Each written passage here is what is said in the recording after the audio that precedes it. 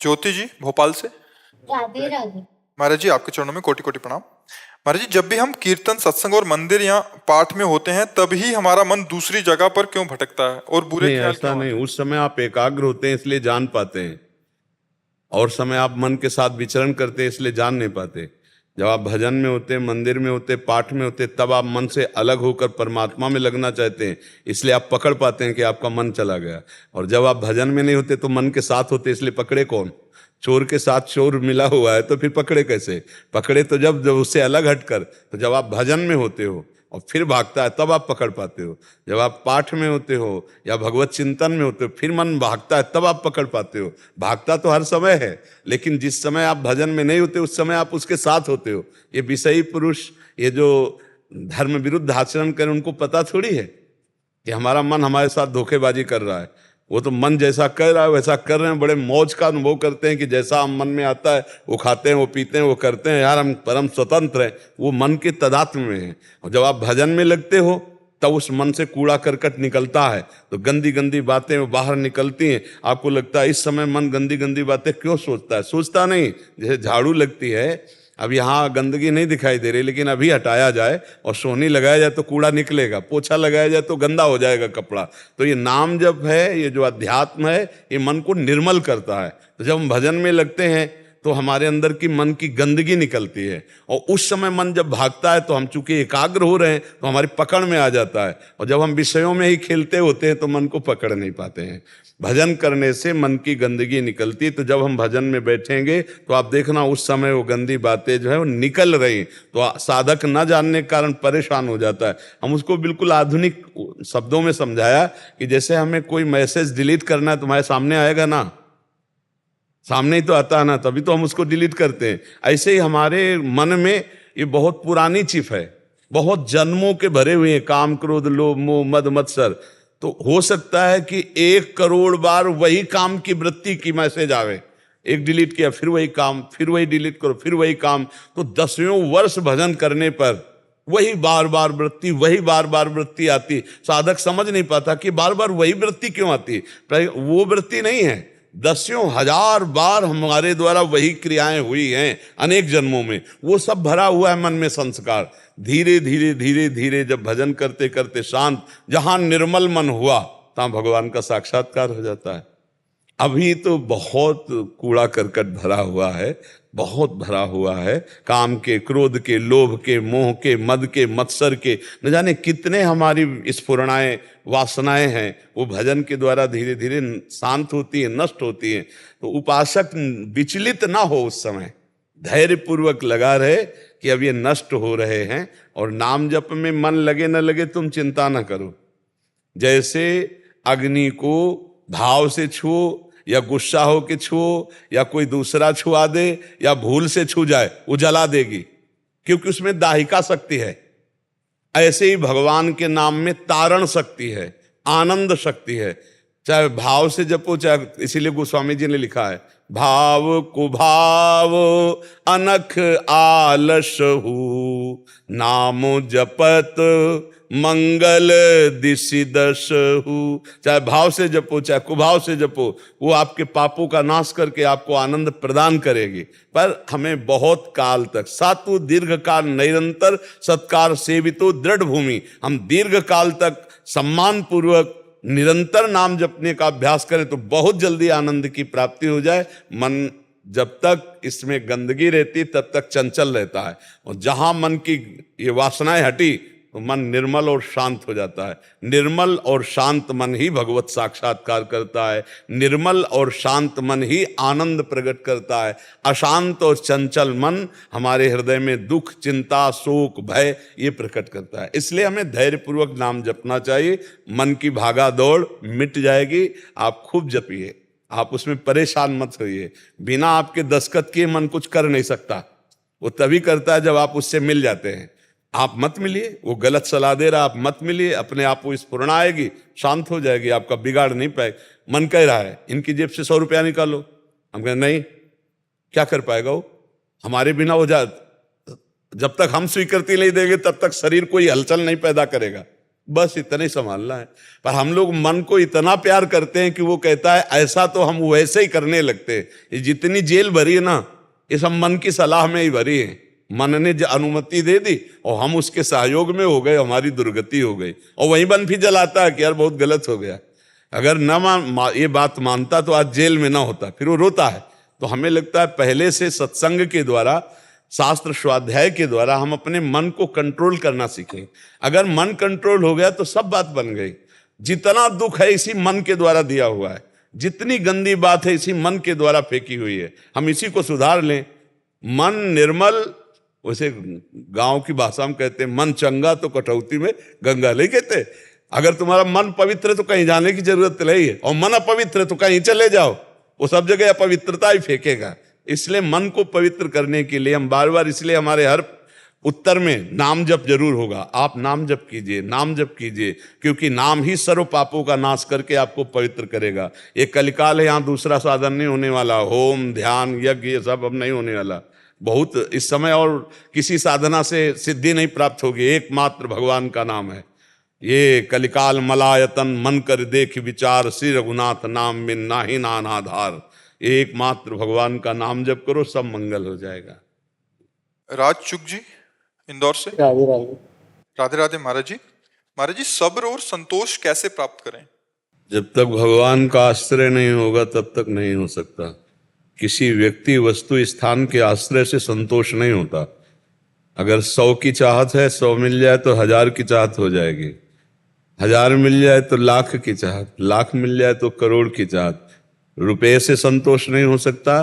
किसी व्यक्ति के भरोसे से धैर्य नहीं हो सकता, क्योंकि वो सीमित बल वाला, सीमित विचार वाला, सीमित देह वाला। हम आपको धैर्य और विश्वास दिला दे सान, असीम बल वाला, सर्वत्र व्याप्त, सर्वशक्तिमान। जब तक भगवान का आश्रय नहीं लिया जाता तब तक हमारा धैर्य और हमारा संतोष जागृत नहीं होता। भारी से भारी कष्ट में भी धैर्य रहता है, भगवान हमारे साथ हैं। भगवान है ना, संभाल देंगे, वो सब संभाल देंगे। हमारा दृढ़ विश्वास भगवान के चरणों में हो, भक्ति हो, तो धैर्य और संतोष आ जाए। हर परिस्थिति में संतोष रहेगा। कबहू कहो या रहनि रहोंगो, श्री रघुनाथ कृपालु कृपाते, साधु स्वभाव गहोंगो, जथा लाभ संतोष सदा, काहू सो कछु न चाहोंगो। आया ना, संतोष सदा। बिन संतोष न काम न साही, अछत काम सुख सपने नाही। ये संतोष धन तब आता है जब भगवान का भरोसा हो जाता है। सब धन धूरि समान, इनका कोई महत्व नहीं। जब आवे संतोष धन, ये सबसे बड़ा धन है।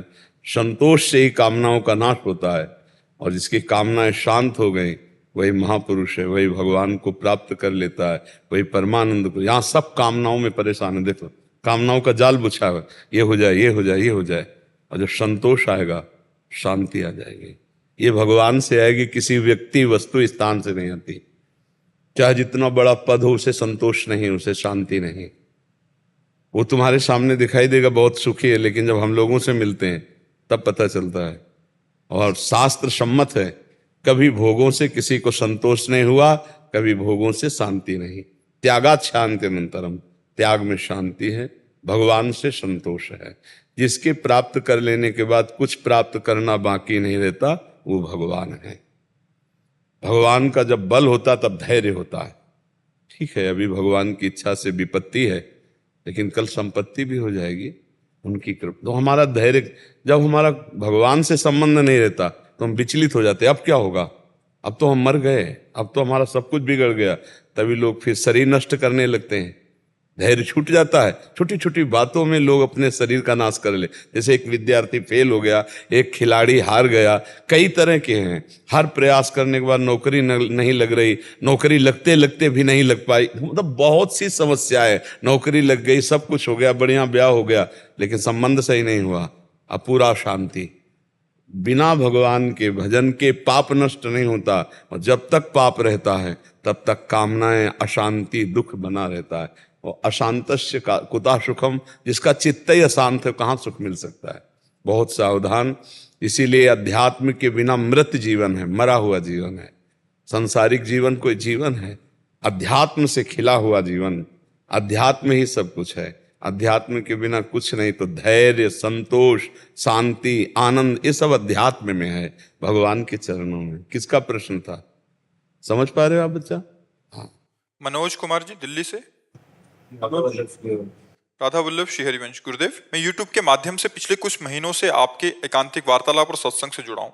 आपके एकांतिक वार्तालाप में जीवन को जीना और राधा नाम से सभी समस्याओं का समाधान हो जाता है और ईश्वर को पाने के लिए नाम रूपी नौका का सहारा मिल गया है। गुरुदेव भगवान, मन में एक जिज्ञासा है कि धर्म और पंथ में क्या भेद है, जबकि सभी धर्म प्रेम और भाईचारे की शिक्षा देते हैं, लेकिन सभी धर्म का पालन करने वाले अपना धर्म श्रेष्ठ समझते हैं। देखो, इसमें एक बात ये देखनी है कि यदि हम अपना धर्म श्रेष्ठ नहीं मानेंगे तो हमारी रति नहीं होगी। तो सबको जो जहां चल रहा है वो एक ही परमात्मा, ऐसा समझो। जैसे यमुना जी हैं तो घाट अनेक हैं, लेकिन यमुना जी तो एक ही है ना। ऐसे पंथ अलग हैं, धर्म अलग हैं, लेकिन वो तत्व जैसे परमात्मा कहते हैं, ईश्वर कहते हैं, भगवान कहते हैं, जो जो अपने भाषा में बोले। कोई अंग्रेजी में उसे गॉड कहता है, कोई उर्दू में उसे पुकारता है, कोई हिंदी में पुकारता है, लेकिन वो एक ही तत्व है। उसके मिलने के मार्ग अलग अलग हैं। अच्छा, अपना मार्ग अपने लिए श्रेष्ठ होना ही चाहिए। अगर नहीं होगा तो रति नहीं होगी, हमारी आसक्ति नहीं होगी। लेकिन हम अपने मार्ग को बड़ा करके दूसरे के मार्ग की निंदा करना, वो सच्चा परमार्थिक नहीं, वो अज्ञानी है। हमारे लिए हमारा मार्ग श्रेष्ठ है, आपके लिए आपका मार्ग श्रेष्ठ है, आपके लिए आपका मार्ग श्रेष्ठ है, क्योंकि सब उसी श्रेष्ठ की ही तरफ तो जा रहे हैं ना, उसी श्रेष्ठ की ही उपासना तो कर रहे हैं ना। लेकिन हमारे लिए हमारा मार्ग श्रेष्ठ है। अगर हम अपना मार्ग श्रेष्ठ नहीं समझेंगे तो हमारी रति नहीं होगी, हमारी आसक्ति नहीं होगी। और भगवान ने भी कहा, स्वधर्मो निधनो श्रेया पर धर्मो भयावहा। हमारे लिए हमारा धर्म जो छोटा कहा जाए तो भी हमारे लिए महान है, दूसरे का बड़ा धर्म जो कहा जाए वो हमारे लिए भय देने वाला है। हमें अपने धर्म में स्थित रहना है, अपने मार्ग में स्थित रहना है, पर किसी की निंदा नहीं करनी। अगर निंदा करते हैं तो आप अपने ही इष्ट की निंदा करते हैं, क्योंकि वो दूसरा तो है नहीं, वो वही है। उसके मार्ग चलने के अलग हैं, लेकिन जहां गोता लगाएंगे वो यमुना जी एक ही है, वो आनंद सिंधु भगवान एक ही है। चाहे उसे अंग्रेजी में गॉड पुकारो, उर्दू में पुकारो, हिंदी में पुकारो, वो परमात्मा। जो ये नहीं जानता वो अज्ञानी है। जो अपने धर्म को श्रेष्ठ मान करके दूसरे धर्म की निंदा करता है वो कोई धर्मात्मा नहीं, वो अज्ञानी है। जो लड़ाई झगड़ा करता है, अपना धर्म अपने लिए श्रेष्ठ है, उसका धर्म उसके लिए श्रेष्ठ है, और क्योंकि सब श्रेष्ठ की उपासना कर रहे हैं, वही परमात्मा है, दूसरा कोई है नहीं। ये बात जिसको सच्चा ज्ञान नहीं है वो लड़ाई झगड़ा करता है। कोई सगुण निर्गुण का झगड़ा, कोई देवी देवता का झगड़ा, कोई भगवानों का झगड़ा, कोई अलग अलग धर्मों का झगड़ा। धर्म झगड़े के लिए है क्या? झगड़ा मिटाने के लिए है। कोई भी वो धर्म नहीं है जिसमें सौहार्द ना हो, शांति ना हो, एकता ना हो। वो धर्म किस बात का? ये तो सब अधर्म ही है जिसे हम धर्म मानते हैं, वो अधर्म। कौन सा धर्म ऐसा झगड़ा सिखाता है? हमें बतावे, कौन सा धर्म ऐसा जो लड़ाई सिखाता है? अरे धर्म तो सिखाता है नीच पुरुषों को भी गले लगाना, घोर पापियों को भी महात्मा बना देना। धर्म तो ये शिक्षा देता है कि अगर तुम्हारे को कोई गाली दे रहा है तुम मुस्कुरा कर उसे क्षमा कर दो, तुम्हारा कोई अहित कर रहा है तुम उसका मंगल करो। ये धर्म का स्वरूप है। यहाँ तो धर्म के नाम पर लड़ाई झगड़ा, मारपीट और न जाने क्या क्या होता है। तो ये वो धर्म की बात नहीं। हाँ, जैसे हमारे इष्ट के विषय में आप न्यून बोले, चाहे जिस धर्म के हो, तो हम गरज कर अपने इष्ट को प्रमाणित करेंगे कि इष्ट ही सर्वोपरि है। लघु नहीं बोल सकते। इष्ट के लिए अगर बोलोगे, धर्म के लिए बोलोगे, राष्ट्र के लिए बोलोगे, तो फिर हम सहन नहीं कर पाएंगे। ऐसे जो जहां है वो सर्वश्रेष्ठ है, आप अपनी उपासना कीजिए। लेकिन अगर आप हमारे देश के राष्ट्र के लिए बोले, आप हमारे धर्म के लिए बोले, तो फिर हम आपको ऐसा जवाब देंगे कि तुम्हारी जबान बंद हो जाएगी। संत शंभु श्री पद अपवादा, कही सुनीता आस मर्यादा, काटी जीव तास जो बसाई, श्रवण मुंदिनत चले पर आई। हमारे धर्म के प्रति, हमारे गुरु के प्रति, हमारे इष्ट के प्रति, हमारे राष्ट्र के प्रति अगर बात आएगी ना, तो सब एक तरफ। फिर उस समय आक्रोश आप देखोगे, उस समय फिर आप बल देखोगे। और ऐसे शांत, सबको क्षमा, सबको करना, किसी की निंदा नहीं, किसी का अपमान नहीं, किसी की अवहेलना नहीं। पर जब धर्म की बात आ जाएगी तो डट के खड़े हो जाएंगे। फिर वहां नहीं दिखाई देगा कि ऐसे नहीं, हमें गाली दो हम ऐसे करेंगे। देखो, सामने भीष्म जी विरोध में खड़े हैं और इधर भगवान श्री कृष्ण है, युद्ध हो रहा है कि नहीं हो रहा? एक पांडवों के पक्ष में जगत गुरु भगवान श्री कृष्ण है और उन्हीं के सामने उन्हीं के महाभागवत भीष्म जी है विपक्ष में, तो युद्ध हो रहा है कि नहीं हो रहा? ये बात समझना पड़ेगा कि एक जगह ऐसा है जहां हमको डट के खड़ा हो जाना पड़ेगा और एक जगह ऐसा है जहां हम सर झुका के निकल जाएंगे। आप समझ पा रहे हो धर्म का स्वरूप? बड़ा सूक्ष्म है धर्म का स्वरूप, पर है वही एक परमात्मा, दूसरा नहीं है। परमात्मा एक ही है, उसके मार्ग अलग अलग हैं, पर अगर कोई उसी परमात्मा तत्व की जिसकी हम उपासना करते हैं निंदा करे तो या तो हम असमर्थ हैं तो कान में अंगुली डाल के चले जाएंगे, और समर्थ है तो तुम्हारी जबान बंद कर देंगे।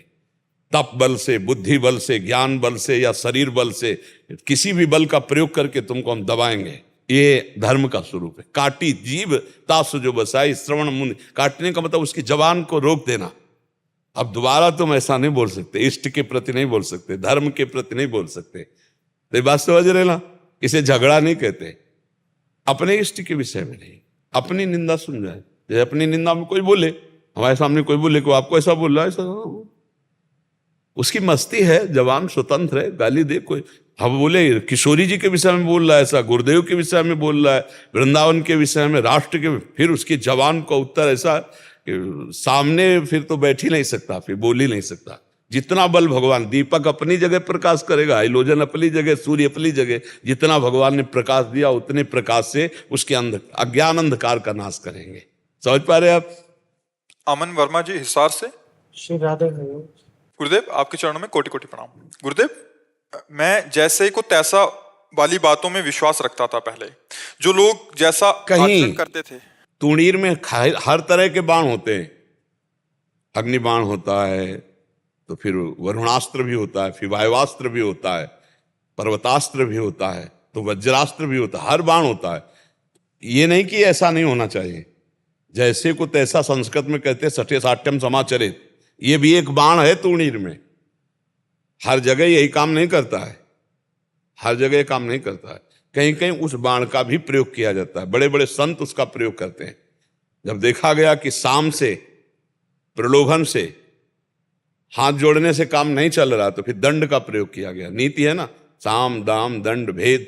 जब देखा गया अब आखिरी है ये, सठे साठ्यम समाचरित, दुष्ट के साथ दुष्टता का ही व्यवहार समझ में उसको आएगा, साधुता का व्यवहार समझ में ले आएगा। नहीं, तुणीर में एक बाण ये भी होना चाहिए।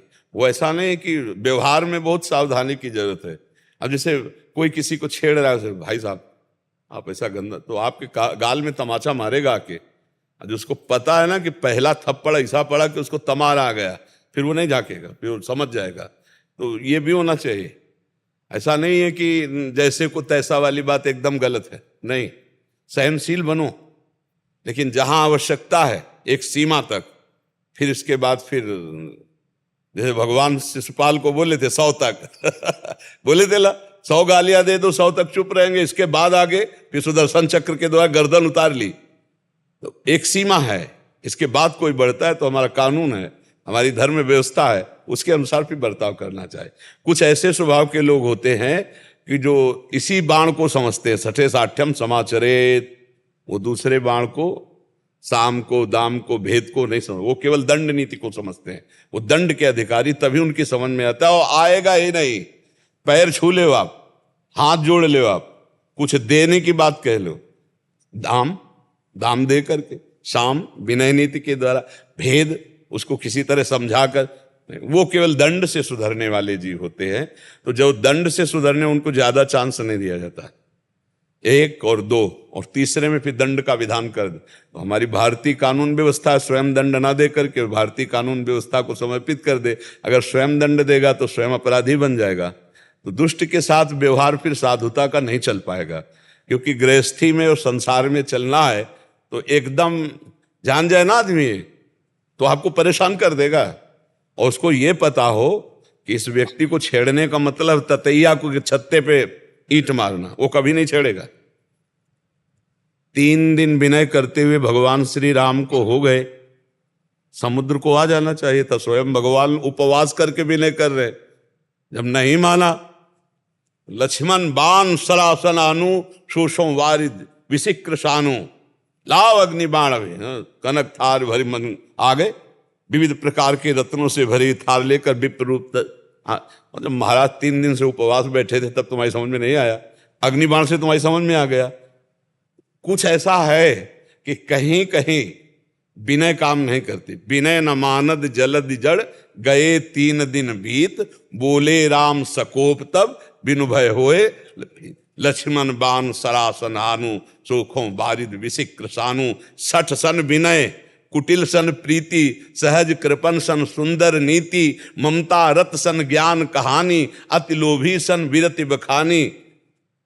इनसे व्यर्थ जाएगा, इनको चाहे जितनी चर्चा करो समझ में नहीं आएगा। तो इसलिए हम आपकी उस बात का अनादर नहीं करते कि जैसे को तैसा, पर अगर स्वयं आप करेंगे तो आप हमारे कानून में अपराधी साबित हो जाएंगे। ऐसे लोगों के लिए हमारा कानून व्यवस्था है, उसको कानून को समर्पित करना चाहिए। जो दुष्टता का व्यवहार करे, क्षमा से इनकी दुष्टता बढ़ती है और दंड से इनकी दुष्टता पर रोक लगती है। अगर तुम्हारे साथ दुष्टता कर रहा, तुमने दंड का प्रयोग कर दिया तो कई बच जाएंगे। उनको अगर कानून की सुरक्षा में दे दिया तो कई बच जाएंगे। अगर तुम क्षमा कर दिए तो दसियों से ऐसी दुष्टता करेगा। तो इसलिए कहीं ना कहीं ये 6ठे समाचरित सूत्र लिखा गया है, तो ऐसे गलत नहीं लिखा गया जी। महाराज जी, जो लोग जैसा आचरण करते थे वैसे ही जवाब देता था पहले, लेकिन रात को जलन और पछतावा होता था कि मुझे ऐसा नहीं करना। हाँ, पवित्र हृदय का ये लक्षण है, पवित्र हृदय का ये लक्षण है। ऐसा अपने जहां तक हो तक सहन करना चाहिए। पर हम इसलिए कह रहे हैं कि आज जो वर्तमान में समय चल रहा है, लोग व्यसन, व्यभिचार, गंदी वृत्तियों वाले, वो विनय, साधुता, शास्त्र, इनकी भाषा नहीं समझते हैं, नहीं समझेंगे। उनको भाषा वही समझ में आती है जो जैसा स्वरूप हो उसके अनुसार। हाँ, जहाँ जरूरत है इसकी तो इसकी भी जरूरत है, और जहाँ जरूरत है नजर टेढ़ी करने की वहाँ नजर टेढ़ी करने की जरूरत है। पर अपने को अपराधी साबित ना होने देना, ऐसे कोई आचरण ना करना कि कानून के द्वारा हम अपराधी साबित हो जाए, ऐसे सावधानी से चलना चाहिए। बकाया हम इस बात पे राजी हैं, भगवान राम 14 वर्ष के लिए वनवास गए विशेष उदासी, लेकिन सारंग धनुष और तूणीर पास ही रहा। आप विचार करके देखो, आदेश था 14 वर्ष के लिए विशेष उदासी स्वरूप, तपस्वी स्वरूप, पास ही रहा। भगवान परशुराम जी निरंतर तपस्या में रत रहे, लेकिन भगवान शंकर जी से प्रदत्त फरसा पास ही रखा। बड़े बड़े महान जो वीर योद्धा धर्म रक्षक हुए, तो धर्म की रक्षा के लिए कहीं ना कहीं दंड विधान की भी आवश्यकता है। अगर भगवान को देखो तो सुदर्शन चक्र है, गदा है कौमुद की, तो ये सब धारण किए नहीं धारण किए। तो ये तो इस समय तमोगुणी और रजोगुणी वृत्तियों की बाहुल्यता है, सतोगुणी साधुता। इस भाषा को समझना तो किसी सत्संगी के बस में हो सकता है।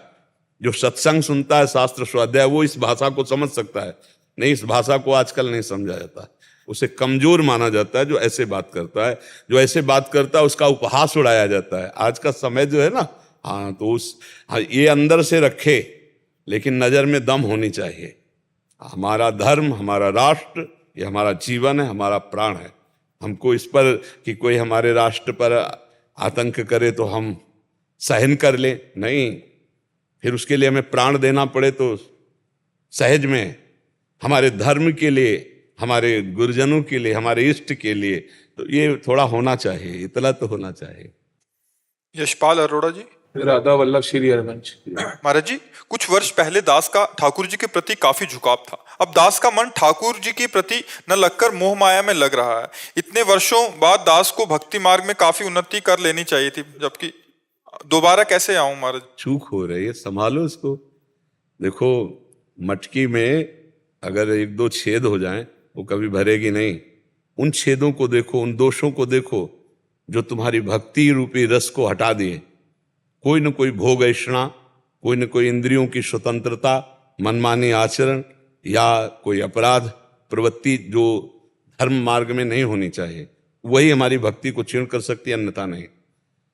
वो रात दिन बढ़ना चाहिए। प्रतिक्षण वर्धमानम प्रेम का मार्ग है, भक्ति का मार्ग है। कम कैसे हो गया? इसका मतलब छिद्र है। जैसे चलनी में गैया दुहे और दोष दैव को दे, हर गुरु कहो न माने, तो अपना ही फल ले। कोई न कोई हमारी इंद्रिय विलासिता, कोई न कोई मनमानी आचरण, कोई न कोई ऐसी त्रुटि है, और वो आप जानते हैं। ऐसा नहीं कि आप नहीं जानते हैं। जब आप साधक हैं तो निरीक्षण परीक्षण करते हैं तो आप जानते हुए भी कोई गलती कर रहे हैं जो आपकी भक्ति की हानि करने वाली, उसका सुधार करने के लिए भगवान से प्रार्थना करो, नाम जप करो। नाम जप के बल से ही हम अपने ज्ञान का प्रयोग कर पाएंगे, नहीं तो जानकारी बनी रहेगी, गलतियां होती रहेंगी। बहुत ज्ञान है आजकल लोगों को, बहुत ज्ञान है, लेकिन प्रयोग नहीं है। क्यों? क्योंकि भजन नहीं है। अगर भजन नहीं है तो प्रयोग नहीं कर सकता। ज्ञान सबको है, किसी के भी हाथ जोड़ करके उपदेश ले लो अभी आप, वो तो सीधे ब्रह्म ज्ञान के नीचे बात नहीं है। तो उस ज्ञान का प्रयोग क्यों नहीं? कल हम चर्चा एकांतिक में कर रहे थे कि कौन नहीं जानता कि राम नाम सत्य है। जहां शरीर छूटता है तो पूरे गांव में हल्ला मचता है, राम नाम सत्य। वो लेके जाते हैं ना, गांव के सैकड़ों लोग पीछे लगे रहते, राम नाम सत्य। अरे पकड़ना, कितनी बढ़िया ज्ञान की बात कह रहे, सत्य बोलो मुक्त है राम नाम सत्य। कौन पकड़? लेकिन उसको एक गाना गीत बना लिए हैं और जाके फूंके आते हैं, और उनको ये ज्ञान नहीं होता कि यही दशा हमारे शरीर की होगी, जिसके कारण हम नाना प्रकार के पापाचरण कर रहे हैं। उस शरीर की तो अंतिम दुर्दशा ये है कि जला दिया जाएगा। और सत्य वस्तु तो सब कोई बोल रहा है, राम नाम सत्य, भगवान का नाम सत्य। तो पकड़ना सत्य को।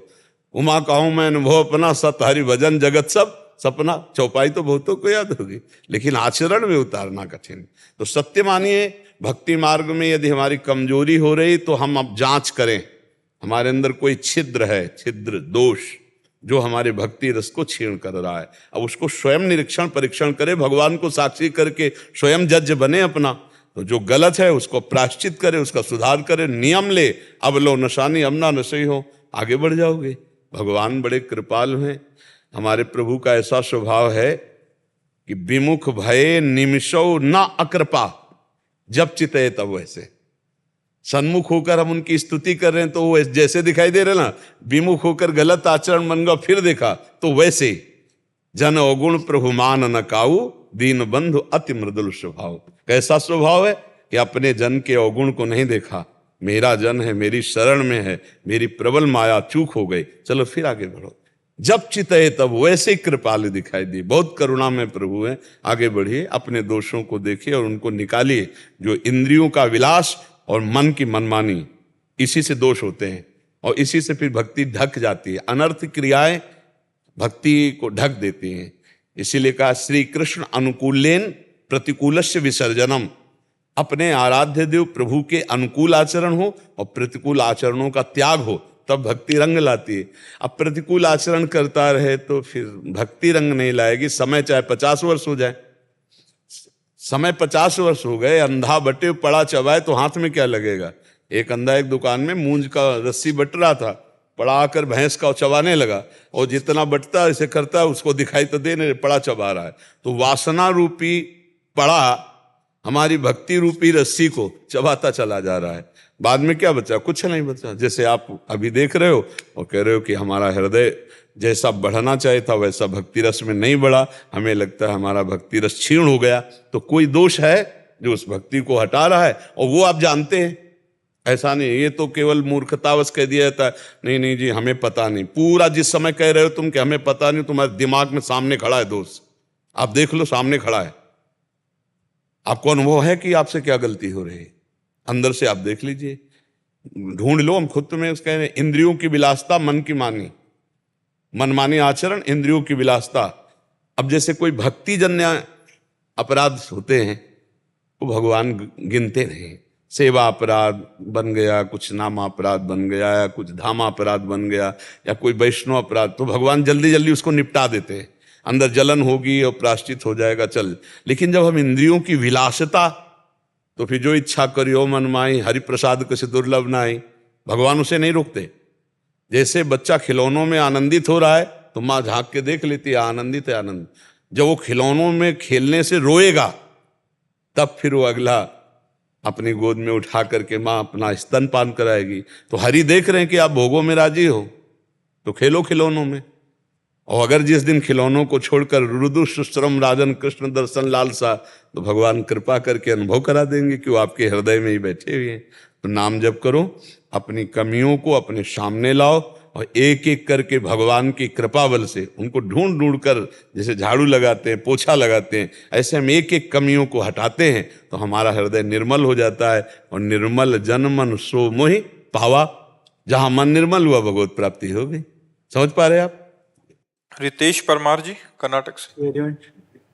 गुरुदेव, आपके चरणों में कोटि कोटि प्रणाम। महाराज जी, मेरी 1 महीने पहले आपसे ब्रह्मचर्य के विषय में वार्ता हुई थी। आपने कुछ नियम दिए थे और 1 महीने बाद आने की आज्ञा भी दी थी। महाराज जी, मैंने स्वयं से तो कोई चेष्टा नहीं की महाराज जी, पर कब्ज और अपने आप वीरपात थी, बहुत परेशानी हो रही है और उत्साह भी नहीं। हाँ, क्या होता है कि जैसे नवीन बच्चे, हमने कई बार मतलब ये सावधानी बताई है कि गेहूं की फसल जब गलेत में वो काट ले तो न दाना होगा ना भूस होगा पर्याप्त, और वही फसल परिपक्व हो जाए तो मनोअन्न पैदा हो जाएगा। अब ये छोटे छोटे बच्चे 13 वर्ष 14 वर्ष 15 वर्ष 18 वर्ष के, इन लोगों ने घर्षण क्रिया के द्वारा ऐसे अपने अंगों को शिथिल कर लिया है, ऐसा अपना जीवन बर्बाद कर लिया है कि वीर शक्ति का क्या होता है, एक अभ्यास होता है। जैसे आपने 1 दिन का अभ्यास बना लिया तो 2 दिन बहुत सहन होगी, तीसरे दिन निकल जाएगी, अपने आप निकल जाएगी। गलत अभ्यास, गलत अभ्यास, वही आप जिसे स्वप्न दोष कहते हो, जिसे स्वयं ही वीरपात कहते हो, वो गलत अभ्यास से हुआ है। आपकी नस नाड़ियां इतनी दुर्बल हो गई, कुछ क्षमता नहीं रख रही वीर शक्ति को रोकने की। तो हमें लगता है कि हम अगर कोई गलती ना करें और वर्ष 1.5 वर्ष इंतजार करें, दंड बैठक मारें, 2-3 किलोमीटर दौड़ लगाएं, जैसा हमने बताया, खान पान शुद्ध रखें, तो वो धीरे धीरे धीरे अंतराय बढ़ता जाएगा। आप देखना, अंतराय बढ़ता चला है, जैसे कि 2 दिन में, फिर 4 दिन में, फिर 6 दिन में, फिर ऐसे 40 दिन में धीरे धीरे अंतराय बढ़ता, फिर ऐसा होता है कि ठीक हो जाता है। अगर कोई हरकत गलत ना करे तो ठीक हो जाता है, ये पक्का ठीक हो जाएगा, आप उसके विषय में चिंता न करें। पर ये अभ्यास अभी आपको लंबे समय तक झेलना पड़ेगा, क्योंकि आपने छोटी अवस्था में गलत आचरणों के द्वारा वीरपात आदि दोष जो किए, जिससे घर्षण क्रिया आदि है, तो उससे नस नाड़ियां शिथिल हो जाती है। और आज हमारी समाज में ये तो बिल्कुल बहुत ही गंदगी फैल रही है। ये तो मतलब आप लोग सत्संग सुनकर सावधान हो गए, नहीं तो नष्ट हो जाओगे। स्मृति शक्ति का नाश हो जाना, खड़े होने में चक्कर आना, कमर दर्द करना, गांठ दर्द करना, पढ़ाई में मन न लगना, भोजन अपाच्य, भोजन न पचने लगना, चिड़चिड़ा स्वभाव हो जाना, जरा सी बात में किसी को कटु वचन बोल देना, ये सब बातें आने लगेंगी जो वीर शक्ति का ह्रास कर देते हैं। ये सब दोष आ जाते, और वही 20-22 परिपक्व ब्रह्मचर्य और गृहस्थ में गया तो अब वो संतान उत्पत्ति क्रिया के बाद भी वो अस्वस्थ नहीं होगा, क्योंकि वो परिपक्व अवस्था हो गई। अब छोटे छोटे बच्चे जब अभी वीर शक्ति परिपक्व ही नहीं हुई, तभी तो हमारी शास्त्रीय पद्धति है, पहला ब्रह्मचर्य, फिर इसके बाद गृहस्थ, फिर वानप्रस्थ और सन्यास, या ब्रह्मचर्य वानप्रस्थ और सन्यास। ब्रह्मचर्य सबकी नींव है। तो आजकल नए नए बच्चे ब्रह्मचर्य को कुछ समझ ही नहीं रहे, खिलवाड़ कर रहे हैं। वही खिलवाड़ बहुत भारी पड़ता है। जब वो जवान होते तो गृहस्थी लायक नहीं रह जाते, वो गृहस्थी लायक नहीं रह जाते, क्षमता नहीं रह जाती उनके अंदर, गृहस्थ धर्म की क्षमता ही नहीं रह जाती। ये छोटे छोटे बच्चे, उनको तो लगता है सुख है, अब दूसरे की तो जरूरत है नहीं, खिलवाड़ खिलवाड़ में अपने जीवन को नष्ट कर देते हैं। इसलिए बहुत सावधान, और आप चिंता न करो, जैसा कहा वैसे चलो। ये अंतराय बढ़ता, आपको खुद समझ में आ रहा है, अंतराय बढ़ रहा है ना। अब ये धीरे धीरे अंतराय बढ़ता चला जाएगा। तुम केवल कोई हरकत मत करना, वो धीरे धीरे शांत हो जाएगा। धीरे पद्धति है, धीरे धीरे शांत हो जाएगा। बस आप जैसा हमने व्यायाम और जैसी दिनचर्या बताई वैसा करो। आपका चेहरा भी इस समय ठीक हो रहा है, जैसे वो जो लक्षण होते हैं ना, हाँ अब वो सुधार में है। बहुत धैर्यपूर्वक चलो, बस गंदे बच्चों का संग न करना। मोबाइल रखते हो पास? हाँ, वो क्या कहते हैं, स्मार्ट मोबाइल। स्मार्ट मोबाइल चाहे जितने स्मार्ट हो तुम्हें गिरा देगा, पक्का समझो, क्योंकि उसमें देखने सुनने की इच्छा हुई, गलत आचरण वाली बातें देखी, बच्चे भ्रष्ट हो जाते। छोटे छोटे बच्चों में गंदी गंदी आदतें आ रही। अपने परिवार वाले जो अपने बच्चों को उन्नति चाहते हैं उनको बचावें, नहीं तो संकोच ना करें। प्रायः इस विषय की चर्चा नहीं की जाती, क्योंकि संकोच किया जाता है, क्या इस विषय की चर्चा। हमें लगता है माता पिता को चाहिए कि अपने बच्चों को बैठाल कर दोस्तवत बात करें, जैसे मित्र से बात की जाती है ना, कि देखो ऐसी कोई बात हो तो हमें बता दो, ऐसी गंदी बात मत करना, इससे तुम्हारी बड़ी हानि है। चाहे बच्चा हो चाहे बच्ची है, जो गर्लफ्रेंड बॉयफ्रेंड, ये जो गंदी बातें चली ना, मिल करके उन बच्चों से उनके जीवन को सुधारो। नहीं, केवल पढ़ाई से कुछ नहीं होता, बिल्कुल किसी काम के नहीं रह जाएंगे। स्मृति शक्ति नष्ट, चेतना शक्ति जब क्षीण होने लगती है ना, तो फिर वो नशा करने लगते हैं, फिर और नष्ट हो जाते हैं। हमें लगता है माता पिता को चाहिए अपने बच्चों से थोड़ी देर समय दें। पैसा कमाना ये सब कुछ नहीं है, आधा घंटा कम से कम अपने बच्चों के पास बैठे उनसे प्रेम का व्यवहार करें। माता पिता का व्यवहार तो है, एक दोस्त का व्यवहार करें, उनसे बात करें, उनको ऐसा लगने लगे कि पापा से हम बात करेंगे तो हमारी समस्या का समाधान हो जाएगा। ऐसा ना हो कि पापा जान जाएंगे तो मार डालेंगे। इतना भय नहीं देना चाहिए बच्चों को।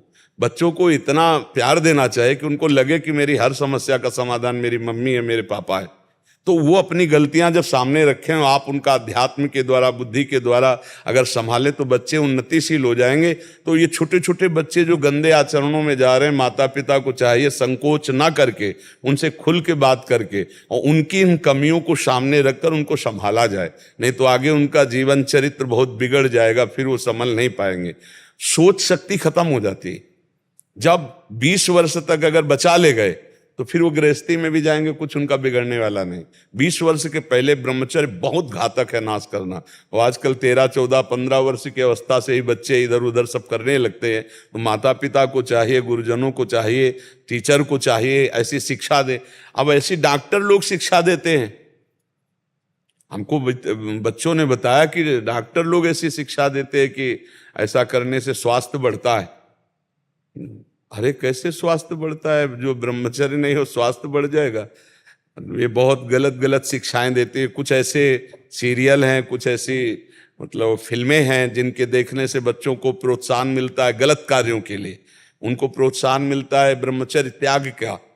तो ब्रह्मचर्य त्याग से किसी को लाभ मिले ऐसा आज तक तो हमने नहीं। हाँ, गृहस्थ धर्म के अनुसार वो फिर जब सयाने हो जाए तब बच्चापन में बहुत संयम से चलना चाहिए। तुषार जी कानपुर से। राधे राधे। राधे राधे महाराज जी। महाराज जी, एकांतिक वार्तालाप के माध्यम से जाना कि प्रभु स्वयं से स्वयं में खेल रहे हैं। प्रभु ने अपना विस्तार सृष्टि रूप में किया है। अगर ऐसा है महाराज जी, तो फिर मनुष्य रूप में भी प्रभु ही हैं, और फिर उनको स्वयं का विस्मरण कैसे हो गया महाराज जी? यही माया है, यही माया है। स्वयं की तो जानकारी करनी और किसकी जानकारी करनी? आत्मा क्या है? आप ही तो है ना। आप ही आप हैं और आप ही आप हैं। भगवान श्री कृष्णचंद्र जो गीता में कहते हैं, मत्तः परतरम नान्यत किंचिदस्ति धनंजय, मेरे सिवा कुछ नहीं है, मैं ही मैं बना हुआ हूं। अपने आप को भूल गए, इन कमरों में आके भूल गए, इस शरीर में आके। अब आपको ऐसा लगता मैं पुरुष हूं? पक्का 100% नहीं लगता मैं पुरुष हूं। फिर अंदर देखो तो मन में इतना तदात्म हो गया कि जो मन माना वही हम माना, जो मन नहीं माना वो मैं नहीं माना, जो मन देखना चाहता है वो मैं देखना चाहता हूँ, जो मन सुनना चाहता हूँ मैं। ये इंद्रियों का विलास है, आपका नहीं है। आप अपने को भूल ही तो गए ना, बस ये बात हो गई। तो आप अपने से अपने आप को भूल गए। तो आपको जगाने के लिए वही आपका आत्मस्वरूप गुरुदेव रूप बैठा, वही आपको जगा दिया। जब जगे तो न गुरु न शिष्य, वही एक परमात्मा है, दूसरा नहीं है। ये खेल चल रहा है। आप जाग जाओ, जब जगोगे वास्तविक दृष्टि में तब देखोगे परमात्मा की सिवा कोई नहीं है। अब उस जे ही जाने, चौपाई का अर्थ समझना, जे ही जाने जग जाए हेराई, जागे जथा स्वपन भ्रम जाई। जिसके जानने से ये संसार खो जाता है। कैसे? जैसे आप स्वप्न में देख रहे थे बहुत कुछ, जब आपको जगा दिया गया तो कुछ नहीं था, न स्त्री, न पुरुष, न भोग, न विलासता, न दुश्मन, न मित्र, न संसार, कुछ नहीं था। ये कब पता चला? जब जगे। लेकिन स्वप्न में तो सब कुछ था ना। ऐसे ही मोह निशा सब सोवनिहारा, देखें स्वपन अनेक प्रकारा, यही जग जामिनी जागे जोगी, परमारथी प्रपंच वियोगी। कोई योगी जो परमार्थी है, प्रपंच का त्याग करके भगवान में स्थित, अब वो अनुभव में आ गए। एक चौपाई का अर्थ समझो, जहां जीव भगवान को जाना तो भगवान में हो गया, और भगवान ही जनाते हैं। सोई जाने जे देव जनाई, और जानत तुम्हें तुम्हें हो जाए। तो वो भगवान था ही, जब जाला तो अपने स्वरूप को जान गया। अब हम लोग जो इस समय शरीरासक्त हैं, लगता है भगवान कैसे हो सकते हैं? गंगा जल एक चम्मच तो उसे क्या बोलेंगे? गंगा जल तो बोलेंगे ना। और एक टैंकर भरा हो तो गंगा जल बोलेंगे, और धारा बह रही तो गंगा जल है। तो हम अंश है ना भगवान के। तो भगवान का अंश पूर्णमदः पूर्णमिदं पूर्णात् पूर्णमुदच्यते पूर्णस्य पूर्णमादाय पूर्णमेवावशिष्यते। उस परमात्मा का जो अंश बचा ना, वो भी पूर्ण ही है, पर हम अपूर्ण हैं शरीर के अभिमान के कारण। माया के बंधन में बंध गए हम ही, अपनी द्वारा माया। जैसे वो देखा है, मकड़ी अपने मुंह से ही पूरा जाला रचती है, उसी में फंस जाती है। बस बस ऐसे ही है, हम अपने जाल में ही फंस गए, अपने ही रचे हुए जाल। बंधे कीन मरकट की लाई, अपने जाल में फंस गए। इसमें पक्का बच्चा कोई संशय नहीं है। यदि हम व्यवहार का त्याग करके आंतरिक और परमार्थ को देखें तो वही परमात्मा बैठा हो। आप कौन हैं? आपकी सत्ता ही नहीं। जब आपका परिचय पूछेंगे तो आप शरीर का परिचय बताएंगे, आप अपना परिचय नहीं बता। जो आपका परिचय है वो परमात्मा का परिचय है। जो परमात्मा का परिचय है वो आपका परिचय है। आप जो परिचय दे रहे हो वो प्रकृति का दे रहे हो। ये प्रकृति के द्वारा रचा शरीर है, और ये जहाँ जन्मा वहां की बात कहोगे, आप अपना नाम बताओगे, आप अपनी हाइट ऊंचाई फिर सब ये जितना है सब प्रकृति का परिचय दे रहे हो, परमात्मा का परिचय नहीं। आप में जो बिजली है, पावर है, वो परमात्मा है। ये बात समझना होगा। ये पहली बार प्रभु जी जब सृष्टि बनी महाराज जी, तो उसके बाद कैसे ये विस्मरण, कैसे याद तो रहा होगा जब आप स्वप्न में कोई रचना देखते हैं क्या कि कहां से शुरुआत हुई है? बस ऐसे ही इसका ये स्वप्न है, दीर्घ स्वप्न है। आज तक कहीं तारीख लिखी हो किसी भी पुराण में, ग्रंथ में, सन संवत्सर, कि भगवान ने अमुक तारीख को, अमुक संवत्सर को, अमुक दिन को सृष्टि रची थी। जब सृष्टि रचना की बात आती है तो अनादि शब्द आ जाता है, और जब सृष्टि की बात आती है तो अनंत शब्द आ जाता है। अनादि और अनंत, कोई अंत नहीं पाया, कोई अंत नहीं पाया इस माया का। शुरुआत जैसे आप स्वप्न में क्या शुरुआत थी, तो आप केवल विचरण कर रहे हैं, कोई शुरुआत। और आपके सिवा स्वप्न में कुछ नहीं था। आप ही बाजार बने थे, आप ही स्त्री बने थे, आप ही पुरुष बने थे, आप ही मरने वाले बने थे, आप ही मारने वाले बने थे, आप ही समुद्र बन गए, आप ही डूबने वाले बन गए। जब जगे तब पता चला कि कुछ था क्या? कुछ नहीं था। आप तो आराम से एसी रूम में सो रहे थे, शरीर तो आपका एसी रूम में पड़ा था, लेकिन सब बिल्कुल ऐसे बच्चा है। अनादि अनंत भगवान की माया है। एक भ्रम है। जैसे एक कई तरह के शीशे के महल में हो, शीशे के कई तरह होते ना, एक आपको बड़ा चौड़ा मुंह दिखा देगा, एक छोटा दिखा देगा, एक टेढ़ा दिखा देगा, कई शीशे होते ना। अब ऐसे शीशे से बना भवन हो तो आप अपने को ही देखकर भ्रमित हो जाएंगे कि इतने रूप के आदमी इसमें विराजमान है, और जबकि वो सब रूप आपके ही है। ऐसे ही माया का आकर्षण ऐसा है कि एक ही परमात्मा अनेक रूपों में भास रहा है। ये अनेक रूप है नहीं, वो एक ही है। एक ही पंचभूत है सबके। और देखो माया का खेल देखो, अगर किसी की आंख यहां होती तो अलग अलग पहचाना जाता कि उसके माथे पे सबका एक ही ढांचा है, और सब अलग अलग पहचाने जाते हैं। सबकी अलग, मतलब उसकी जादूगरी देखो। किसकी? माया की। कितनी बड़ी जादूगरी। उसी माया में हम भूल गए। जब जगे तो माया का अर्थ जानते हो, जो नहीं है। मां माने नहीं, या माने जो नहीं है। या रहस्य रघुनाथ कर बेग न जाने कोई, और जो जाने रघुपति कृपा तो सपने मोह। अपने लोग फंस गए। अब इसे छूटने के लिए संगोष्ठी बुलाई जा रही है। अध्यात्म और नाम जप, संत समागम, यही साधन है जिनके द्वारा हम इस माया से, अब कम से कम इतना तो पता चलने लगा। भले हम शरीर राग नहीं छोड़ पाए, लेकिन कहीं ना कहीं दिमाग में तो आ ही रहा है कि यार मैं शरीर तो नहीं हूं। आ रहा है ना, तो जागने की शुरुआत होने लगी। अब जगने लो। जिस दिन जग गए उस दिन आपकी दृष्टि में संसार नहीं होगा, वही परम तत्व परमात्मा केवल दिखाई देगा। जैसे heater, fridge, halogen, zero power का बल्ब, इन सबको देखने के बाद आपकी महानता कारण पर रहेगी कि बिजली तो सब में एक ही है। यंत्र के प्रभाव से कहीं ठंडा, कहीं गर्म, कहीं प्रकाश, कहीं छोटा, कहीं बड़ा, लेकिन बिजली तो एक ही है। क्या जीरो पावर में बिजली नहीं है? क्या जीरो वाट वाले में बिजली नहीं? हाइलोजन में भी वही, बड़ी बड़ी फैक्ट्रियों में बिजली तो वही है। यंत्र के अनुसार उसका प्रयोग अलग अलग है। ऐसे ही चींटी में भी वही परमात्मा है, हाथी में वही परमात्मा है, विद्वान में भी वही परमात्मा है, मूर्ख में भी वही परमात्मा। तो जो कारण तत्व परमात्मा को देखने लगते हैं उनके हृदय से सृष्टि का महत्व चला जाता है, और जो सृष्टि को देखता है उसके हृदय से परमात्मा का महत्व नहीं रहता। आप देखो अपनी दृष्टि में सृष्टि है, स्त्री पुरुष जड़ चैतन्य अच्छा बुरा, तो परमात्मा का महत्व नहीं। और जिसकी दृष्टि में परमात्मा है तो फिर इसका बात ले तो एक म्यान में दो तलवार नहीं रहती कहते हैं। तो बस हमारे दिमाग में अभी सृष्टि है, प्रकृति है, माया है, परमात्मा नहीं बैठा। और जब परमात्मा बैठ जाएगा तो माया प्रकृति संसार नहीं रह जाएगा। देखो गोस्वामी जी ने देखा जड़ चेतन जग जीव जत सकल राम में जान, सबको भगवान देखा, सब में राम जी बैठे यही देखा, जड़ में चैतन्य में सब में, जहां देखा वहां अपने सिया राम को देखा। सिया राम में सब जग जानी, सबको पूरा।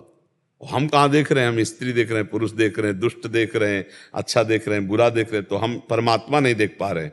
और जो परमात्मा देख लिया उसकी दृष्टि में सृष्टि नहीं रह जाती। ये बात है। अभी आगे बढ़ो, भजन करो प्रभु का, और वो शुद्ध ज्ञान दे देंगे तो आप भी प्रभु में हो, ये अनुभव में आ जाएगा। कर्मों को लेके भी ऐसे ही था, जैसे जब इंसान का पहला जन्म हुआ मनुष्य का, तो उसके पहले जब उसके कोई कर्म ही नहीं थे, जो पहला जन्म हुआ वो किस, कोई पहला नहीं है। नहीं भाई, स्वप्न में आपका पहला जन्म हुआ था क्या? झूठे को आप सत्य क्यों मान रहे हो?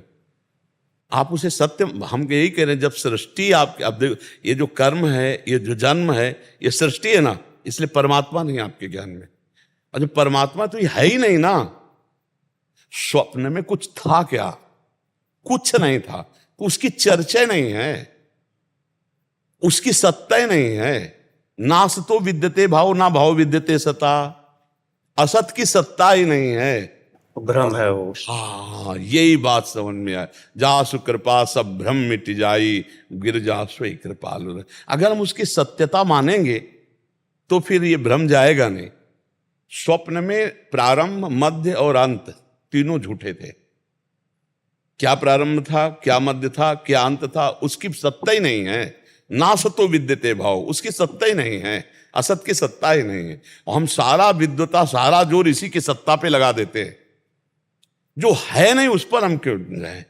सत्य, जो आप यहाँ अध्यात्म की चर्चा करो ना, जैसे प्रपंच ज्ञान नहीं है, प्रपंच की वार्ता, तो फिर हम भी शास्त्र पढ़े हैं, हम अभी आपको बता सकते हैं कि भगवान ने संकल्प किया, उनकी नाभि से कमल प्रकट हुआ, फिर ब्रह्मा जी प्रकट हुए, फिर उन्होंने ये सृष्टि रची, सनक सनंदन सनातन सनत कुमार। फिर अपने आप को जब देखा कि सब विरक्ते हो रहे हैं तो दो भागों में कर लिया, मनु और शतरूपा। फिर उससे मैथुन सृष्टि प्रकट हुई, फिर कश्यप जी से ये प्रकट, सब पढ़ा है, सब जाना है। एक शब्द में गोस्वामी जी ने भगवान शंकर का अनुभव कहा, उमा कहूं मैं अनुभव अपना, सत हरि भजन जगत सब। अब काहे को उसकी सिद्धि करे समझ रहे? मतलब अध्यात्म की बात। हाँ, अब उसको प्रपंच को बढ़ावा दे रहा है, तो हमको अंधेरे में हमें रस्सी में सांप दिखाई दिया, अब हम उसको सांप सिद्ध क्यों करें? जब वो रस्सी है तो सांप सिद्ध क्यों करें? असली तत्व की बात यह है कि ये कभी हुआ ही नहीं। जो सामने देख रहे हो केवल परमात्मा ही परमात्मा है, वो दूसरा कोई नहीं है। अब जैसे उसकी खोज करे कि परमात्मा पहले वो, फिर उससे कर्म कैसे, जैसे मान लो अभी हम आपको फंसाते हैं, पहले बीज हुआ कि पहले वृक्ष हुआ? तो आप कहेंगे वृक्ष तो बिना बीज के कैसे हो गया? तो आप कहेंगे बीज तो बिना वृक्ष के बीज कैसे हो गया? फंसते चले जाएंगे ला। जब झूठा है तो फंसते चले जाएंगे। और सत्य बात यह है कि वो बिना बीज के भी सबका बीज है, बिना वृक्ष के भी वो सबका वृक्ष है। ऊर्ध्वमूल मदा शाखा मत्तम प्रावर, यही परमात्मा शक्ति है। वो अपने आप को अपने आप में विस्तार कर रहा, उसको किसी बीज की जरूरत नहीं, उसे किसी वृक्ष की जरूरत नहीं। वो अपने आप से ऐसा जादूगर के अपने आप से अपने आप में खेल रहा है, अपने आप से अपने आप का पालन कर रहा है, अपने आप से अपने आप का श्रृंगार कर रहा है। ये हम भूल गए, इसलिए हमारी दुर्गति होती चली जा रही। एक प्रसंग कभी समय हो तो पढ़ना श्रीमद् भागवत में मार्कंडेय ऋषि का, तो आपको पता चलेगा। मार्कंडेय ऋषि जी ने भगवान नारायण की तपस्या की, भगवान आए, प्रसन्न हुए, तो उनका वरदान मांगो। तो उनका आपकी कृपा से मुझे कुछ चाहिए नहीं, क्योंकि मैं जान गया हूं संसार झूठा है, पर प्रभु मैं आपकी माया को देखना चाहता हूं, ये है क्या? तो भगवान मुस्कुरा दिए। भगवान की मुस्कुराहट से ही माया का प्रादुर्भाव है। जहां सृष्टि का प्रकट होने की वार्ता है, तो भगवान की मुस्कुराहट से माया का प्रादुर्भाव होता है। माया शक्ति का प्रादुर्भाव, अलग अलग अंगों से भगवान की शक्तियां प्रकट होती ना, तो मुस्कुराहट से माया का प्रादुर्भाव, अंतर ध्यान हो गए। जो ही अंतर ध्यान हुए सो देखा कि समुद्र चारों तरफ से उफान करके 1 सेकंड में पूरा आश्रम डूब गया, और वो जल के थपेड़ों में, और न जाने कितने वर्ष जल के थपेड़ों में से त्राहिमाम मच गया। हे भगवान रक्षा करो। तो देखा एक वट वृक्ष, उसमें एक पत्ते में, एक दोने में बाल गोविंद अपने हाथ से अपने चरण का अंगूठा पकड़ करके पी रहे। करार विंदेन मुखार विंदम मुखार विंदेन विनिवेशयंतम वटस्य पत्रस्य पुटे शयानम बालम मुकुंदम मनसा स्मरामि। उस रूप को देखा तो उनको तसल्ली हुई, क्योंकि भगवान के भक्त थे। भगवान हंस दिए, फिर हाय से उनके मुख में चले गए, उनके पेट में गए तो देखा वही महाप्रलय चल रही। कितने कल्प तक घूमे, इसके बाद एकदम विकल हुए, कहा भगवान रक्षा करो। और जब विकल होकर के कहा रक्षा करो, आंख खोली तो देखे कुछ आसन में बैठे हैं, एक बूंद पानी नहीं। भगवान को पुकारा, भगवान प्रकट हुए, बोले प्रभु ये क्या था? पानी तो एक बूंद नहीं, हम महाप्रलय के जल में। बोले यही मेरी माया है। बोले प्रभु कभी जिंदगी में मत दिखाना हमारी हालत खराब माया का। और एक बात, एक दिन सुदामा जी दोस्त ही है ना, गले में हाथ डाले समुद्र स्नान के लिए गए। सुदामा जी ने कहा कन्हैया हमारी माया बड़ी विचित्र, क्या है यार माया, हमको माया दिखाओ। बोले चलो पहले समुद्र स्नान कर लेते। फिर जो इस समुद्र में डुबकी मारी, तो सुदामा जी एक राज्य में पहुंच गए। वहां देखा तो स्वयंवर हो रहा था, जबरदस्ती सुदामा जी का ब्याह हो गया, बड़ी सुंदर राजकुमारी। अब इतना वैभव, सब कई लड़का बच्चा हो गए। इसके बाद वो रानी मर गई, और वहां का नियम था कि सती तो वहां था कि पति को पत्नी के साथ जलाया जाता है। अब सुदामा जी को बांध लिया गया कि अब सती जैसे होती है ऐसे पति को जलाया जाएगा। अब वो चिल्लाए, हे द्वारिकाधीश कृष्ण मेरी रक्षा करो। भगवान ने ऐसे उठाया, बोले यार बड़ी लंबी डुबकी मार गए। बोले प्रभु यह ब्याह हो गया, लड़का बच्चा हो गए सब। बोले ये प्रभु, बोले यही तो बात कुछ नहीं, पूरा नगर हो गया, विवाह हो गया, लड़का बच्चा हो गए, और सब कहानी बन गई। और कुछ नहीं, केवल डुबकी मारे थे, कुछ नहीं, केवल आसन में बैठे थे, महाप्रलय का दर्शन कर लिया। मार्कंडेय ऋषि ने पढ़ के देख लिया, कुछ नहीं भाई, यही खेल, यही बात समझ। न हम न तुम, दफ्तर गुम, हम न तुम, कुछ नहीं है, ये स्वप्न चल रहा है।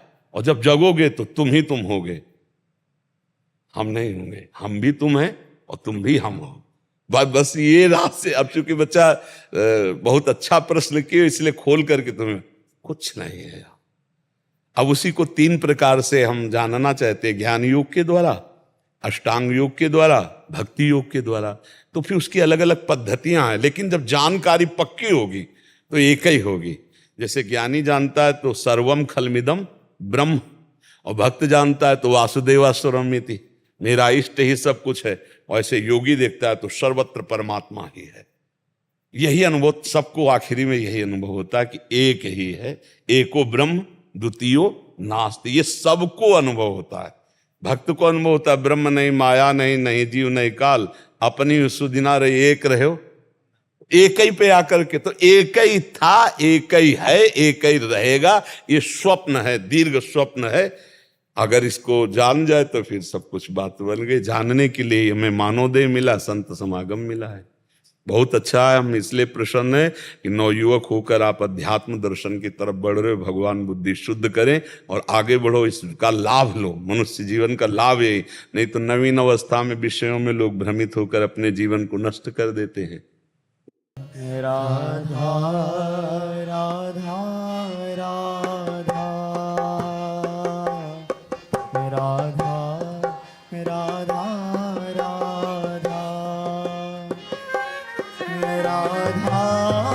राधा राधा राधा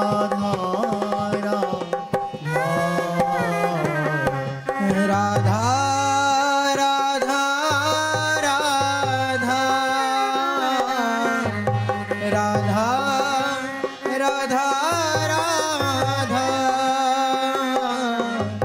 राधा राधा राधा राधा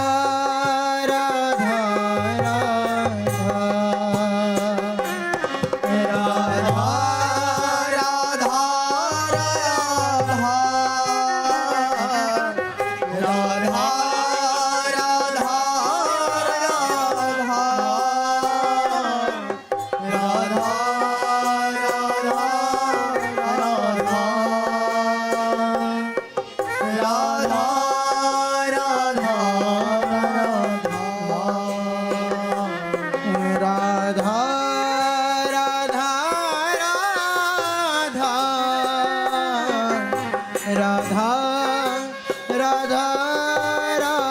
राधा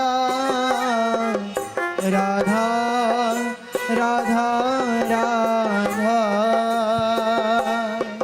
राधा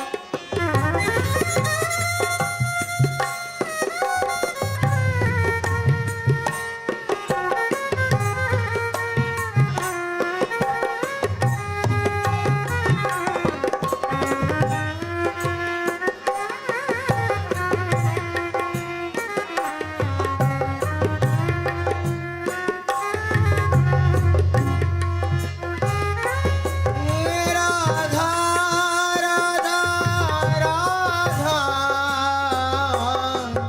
राधा